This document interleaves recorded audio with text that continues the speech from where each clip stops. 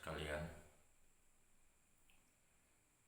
kajian kita malam ini tentang filosofi dari Gema. Sahabat sekalian, ketika kita bicara, maka suara dari yang kita bicarakan ini itu akan memantul kembali kepada kita dengan suara yang sama. Suara yang memantul ini apabila kita dengar suara pantulan itu jelas, maka kita sebut dia dengan gema. Tetapi ketika suara pantulan itu tidak jelas, maka kita sebut dia dengan gaung.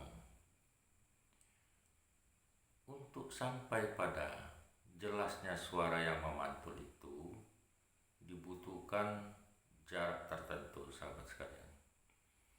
Untuk suara agar terjadi gema, artinya pantulan suara itu jelas kita dengar, dibutuhkan jarak sekitar 16,2 meter. Kurang dari jarak itu, maka suara yang memantul itu dia tidak jelas kita dengar. Itulah yang kita sebut dengan gaung. Saudara-saudara sekalian, suara apakah itu dengan bahasa lisan, ataukah itu suara hati, ataukah itu suara dari alam bawah sadar kita, apa yang kita pikirkan, sesungguhnya itulah yang terjadi kelak pada kehidupan kita. Yang terjadi hari ini adalah apa yang kita suarakan, apa yang kita pikirkan pada beberapa waktu yang lalu. Nah, apa yang kita pikirkan hari ini, apa yang kita suarakan hari ini, itu akan menjadi kenyataan di waktu yang akan datang. Itulah sebabnya, teman-teman sekalian, agama kita mengajarkan kepada kita agar kita mengeluarkan suara yang baik-baik saja. Maksudnya daripada yang baik-baik saja itu agar nanti yang terjadi pada kita adalah sesuatu yang baik-baik pula. Teman-teman sekalian, ketika kita bicara saya gagal, maka suara itu memantul kepada kita dan yang terjadi kepada kita adalah kegagalan. Ketika kita bicara saya sukses, maka suara yang memantul kepada kita itu akan bicara sukses, dan itulah yang akan terjadi pada kita. Singkat kata, teman-teman sekalian, mari kita belajar untuk mengucapkan yang baik-baik, mengucapkan harapan-harapan yang indah, agar yang baik-baik inilah yang kelak akan kita petik hasilnya.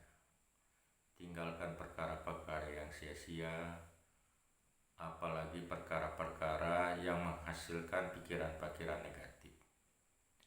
Cukup sudah masa lalu untuk teman-teman yang pernah melakukan hal-hal yang negatif, kemudian berpikir-pikir yang negatif. Cukup sudah. Ke depan kita akan berpikir yang positif, berbicara yang positif, sehingga yang kita harapkan hal-hal positif yang terjadi pada kita. Refleksi Lebaran tahun ini, kita sudah cukup melakukan pelatihan selama 1 bulan penuh. Mari kita ucapkan selamat tinggal Ramadan. Latihan yang kau berikan selama sebulan penuh ini akan mengajarkan saya untuk berbuat yang lebih baik lagi, untuk melakukan hal-hal yang baik lagi, meninggalkan hal-hal yang jelek, dan insya Allah di bulan-bulan ke depan hal-hal baik itulah yang akan terjadi pada kita. Selamat Hari Raya para sahabat semua.